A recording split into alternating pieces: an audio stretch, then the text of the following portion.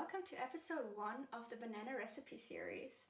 So in this series I want to show you a bunch of my favorite recipes with bananas. And today I want to show you my all-time favorite banana smoothie.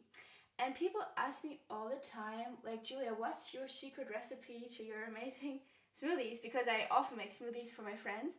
And I always tell them it's simplicity, and because I see it all the time, like people put so many things in their smoothies, like different powders and spices and like nuts and seeds, and in the end the smoothie is just has weird color and just doesn't really taste like that good. I mean, they still are alright, but it's not like that it hits the spot. So my secret really is to put as few ingredients in the smoothie as possible and to really focus on the quality of the ingredients. And I think that's what you can, generalize for every raw vegan recipe. Like the quality of your taste experience that you have in your meals does not really happen in the kitchen. Where it happens is at the supermarket, at the farmer's market, or at the fruit seller, where you pick the best amazing quality fruits and vegetables. So yeah, I always, that's really important. Try and find the best quality bananas that I can. So I've, tried different brands of bananas that I can get at the place where I live and sourced out the best ones, because there is a lot of crappy quality bananas where I wouldn't be able to eat more than one banana either. And what's also really important is that your bananas are always ripe. Like, they have to have spots. They want to be soft and they want to smell like bananas, That's how you can identify if they're ripe or not. And then for my favorite recipe, I also always put in some frozen strawberries. I have already defrosted them a couple of hours ago, so it's easier for the blender. So yeah, that's already pretty much everything I put in my smoothies. Bananas and frozen defrosted strawberries. And then I also don't have a Vitamix. What I always use for my smoothies is this stick blender, and it works really, really well. I am considering getting a new stick blender soon, but I really personally like the option with the stick blender because I feel it's easier to clean, and it's just, I personally find it more convenient. But obviously, like, stick blender and Vitamix both have their pros and cons, so you can evaluate for yourself what you want and prefer. And for salad dressings as well, just to show you, I always use this smaller jar, and then I just blend it in there with the stick blender. And then I have the dressing in here already, and I don't have to transfer it somewhere else. So I personally really find that very practical.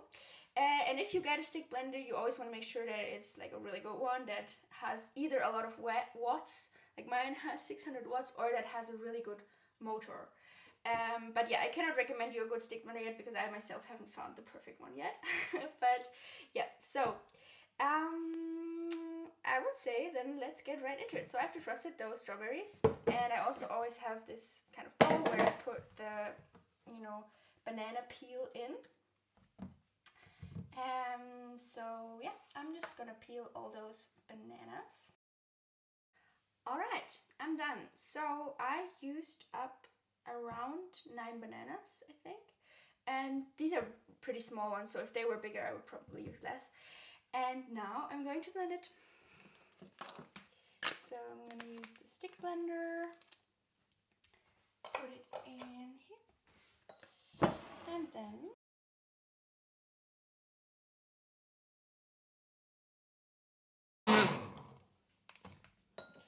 alright, we're done. Here we have the finished smoothie. And all I gotta clean now is just this thing. So I usually clean it right away, so it doesn't dry into the blender thing. So yeah.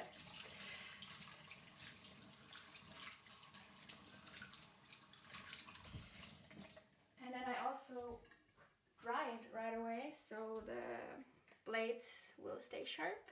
And yeah, and yesterday I actually had a talk with an acquaintance, and she asked me, because she has heard how many bananas I eat from a friend, and she asked me, like, Julia, aren't you scared eating this much sugar? Like, isn't it like really dangerous for your liver? She was somehow really concerned about, you know, the liver if you eat so many bananas and so much sugar.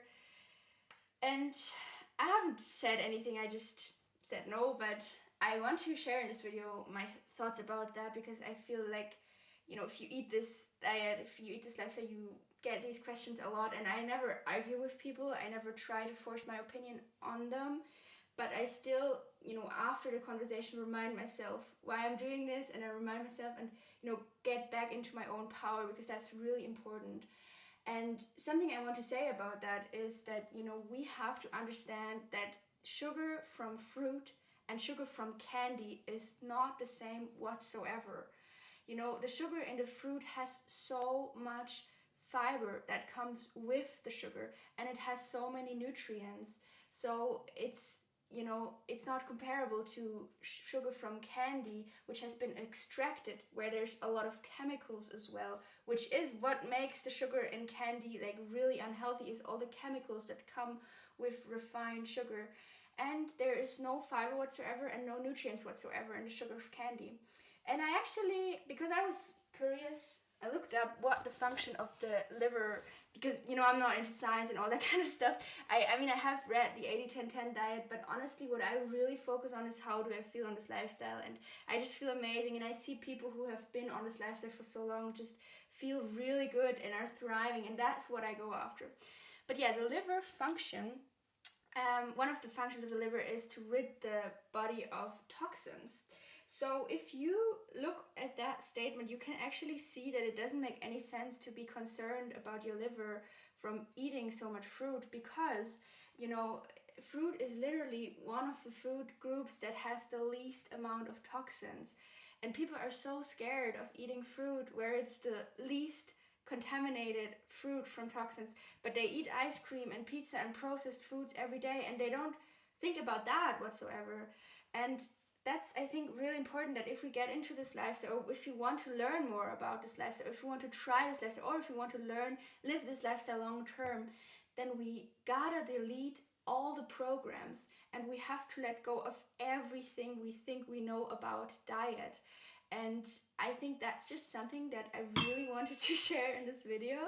I hope that makes sense to you. If you have any questions, or if you have anything that you like want to add to that, or anything you want to ask or that you don't understand, then you can always leave a comment. I would love to talk with you about it. Yeah, so I'm gonna enjoy my strawberry smoothie now. I have this amazing straw as well, and this is how I drink it. And yeah, I hope you have a lovely, wonderful rest of your day. I'm really excited for the next episode. I'm not sure yet what the next banana recipe is gonna be, but I think I'm gonna make a banana recipe every week now, so you can see what, yeah, I eat. And this smoothie I'm making like almost every day, because it's just so freaking good. So yeah, I hope you have a wonderful rest of your day, and see you in the next video. Bye bye!